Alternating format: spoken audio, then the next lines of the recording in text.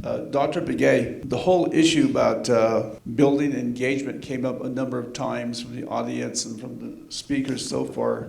Can you suggest some ideas, some thoughts in this whole area about how we build engagement with just not the parents, community in general, tribal leaders, particularly in the Indian community? Good morning, good afternoon, I should say. I just got off the road from Tucson, Arizona. I'm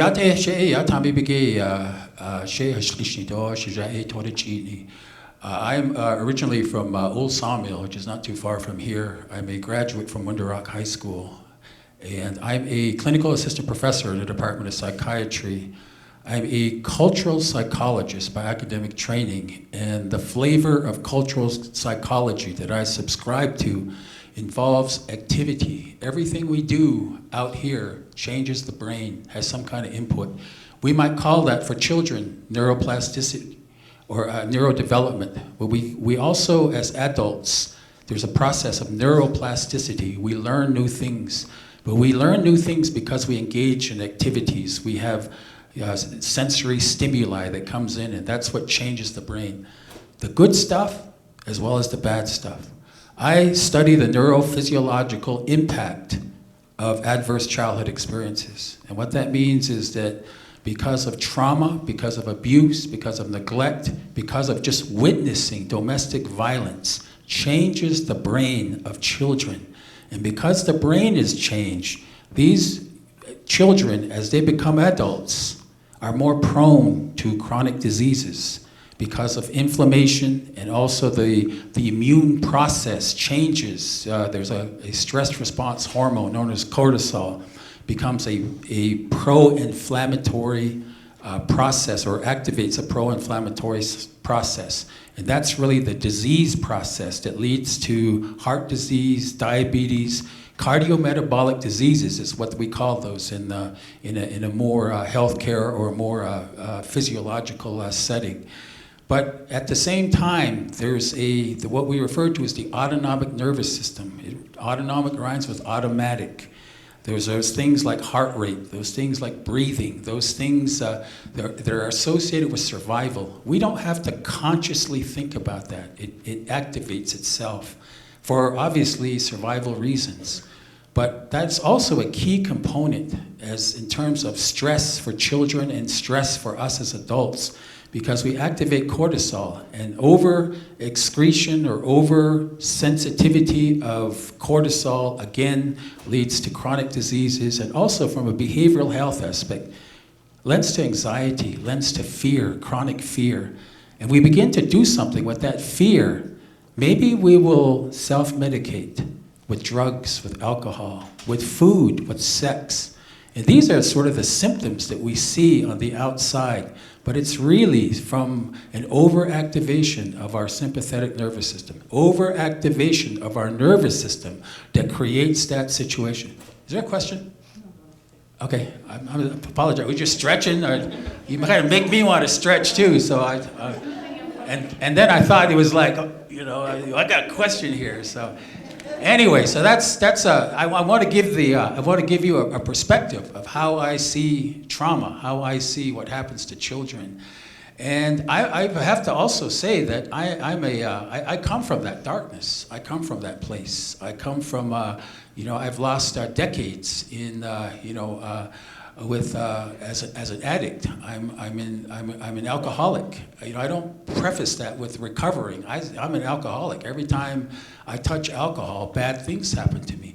So I had to understand that process, and the more I understand it, the more I understand this is a human issue.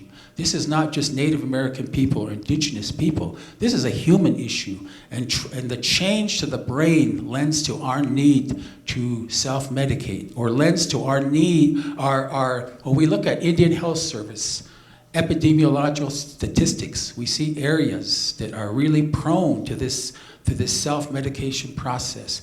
So I got started looking at this overall issue, looking at the impact of historical trauma. The impact, what we see today is more intergenerational trauma. As human beings, we're social animals. We learn from those around us. We learn from our caregivers how to deal with stress. Maybe our caregivers deal with stress through violence. Maybe our caregivers deal with stress through getting drunk with alcohol or other behaviors, promiscuity, not being faithful in your relationships. Our young people see that, and they soon begin to engage in those behaviors. And pretty soon the whole community is doing that. Nobody bats an eye. That becomes the new norm, as opposed to looking at something that's dysfunctional.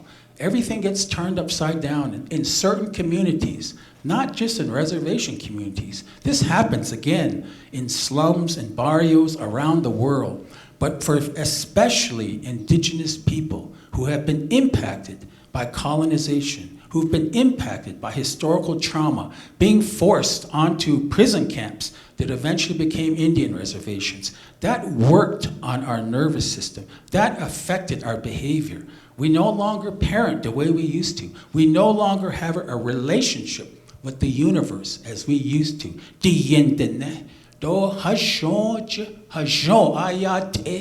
All of that's foreign to a lot of our relatives, and especially to our children who are not being taught these ways of mental health, these ways of behavioral health.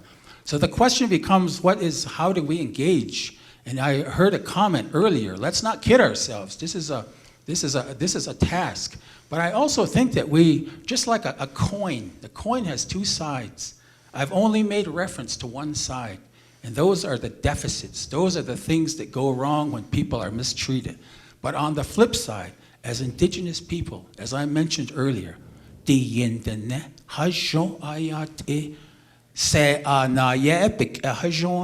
what does that really mean in practice? What does that really mean in life? And how can that be a source of resilience? And for some of you non-Navajo speakers, I'm talking about the Navajo philosophy, the beauty way, the blessing way. So when we're talking about engaging individuals, it's not just within our schools. We need to work with our parents. Some of our parents have never been exposed to or even had classes in parenting. And it's important to understand what happens to the nervous system of our children because of stress. I mentioned one process, the autonomic nervous system, specifically the sympathetic nervous system, the fight or flight mechanism.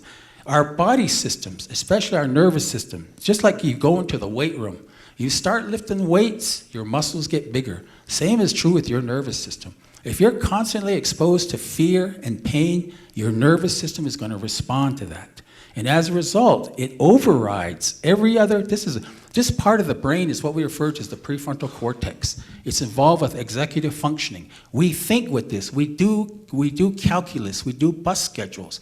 But if our sympathetic nervous system, our fight or flight mechanism is overriding our nervous system, chances are we're not going to do very well in an academic setting. And that's what I believe we see in our classrooms. So part of it is parenting, part of it is also community. What I'm talking about, because of historical trauma, is the change in our culture. Cultural augmentation is what I'll call that. We don't communicate with our children and our relatives and our friends in our relationships. We manipulate.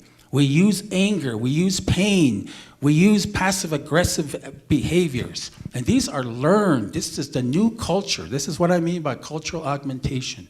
So I usually talk about a model that shows how our culture has changed. And I apologize for taking a little bit more time, but I want to give our audience a perspective of what really we're dealing with I work with several schools, and I work with the staff, the faculty, the administration, but also the school board members, and now with the parents, because this is an issue that we need to see as a sort of an ecological model. It doesn't exist only in one place. This exists in life. In the Navajo perspective, we don't separate, we don't reduce things. In it's all in our lives, what our spiritual perspective is, what our attitudes are, and what our behaviors are. I think that when we talk about our activities such as mindfulness, meditation, You know, what comes across to me is really sort of the brain. How does the brain get activated? I mentioned sympathetic nervous system, fight or flight. The flip side of that is parasympathetic nervous system. That place of peace, that place of calm, that place of prayer, that place of ceremony, that place of meditation. We are so activated, getting angry, feeling jealous, feeling these negative feelings, that the sympathetic nervous system gets fired. So we need to find places of coming together and pray and share and open ourselves up to really activate that parasympathetic nervous system. That's really, you know, again, sort of when I talk about the two-sided coin, that's for not only indigenous people, but as human beings. That's something that we've grown away from because of this high-paced society, these cultural norms that somebody else has, and they push it on us. So it's revisiting what's important to us. One of the issues that comes up quite often is a school system wanting to screen all children in an attempt to identify which ones have had traumatic experiences or not. Some people agree, some people oppose. I'm just curious if you've come across anything like that in your research. Kind of, sort of. I think that you know, this is we need to change our school system, our culture in our school system from really focusing on standardized tests, the pressure of standardized tests on our faculty, on our students. And I agree there has to be a way of measuring that, but at the same time, we have to look at our students who are coming from a place of violence, of stress, of fear, of pain. Then they come to the school and they're herded around like sheep and forced to adhere to, you know, to standardized tests. So it goes beyond just really sort of looking at, you know, assessing every student. We should, you know, begin to change the school culture to also include a lot of these concepts here of do, you know, do, you know, the what really incorporates a total human being as opposed to those individuals that pass the standardized test. Do, what are we really creating here as far as our communities are, and what is sovereignty, and how is our educational system connected to sovereignty and self-determination? You know, those, if we really answer those questions, then we get back to, do we really need to test every individual, or can we begin to change our environment so it's less stress, less trauma, and begin to work with our communities? That also includes our families and our parents, you know, to be at the very least, provide information about what trauma does, what pain and fear, and how that is related to changing the brain, and how that affects wellness and health for our adults. So I think that without, you know, without making a decision about whether or not we're going to test these students, I think that there's an assumption that should be made that really what kind of a educational system are we developing that creates the citizens that we want? And how does that feed into sovereignty? How does that feed into self-determination and strengthening our communities, as opposed to blending more or less, you know, what we see, you know, where individuals are self-medicating, they're visiting our border towns and they stay there for weeks, and it establishes a bad relationship with our border communities and our nation. So that's kind of my perspective on that. Can you join me to thank our fantastic panel this afternoon? Thank you very much. Yeah. Good job.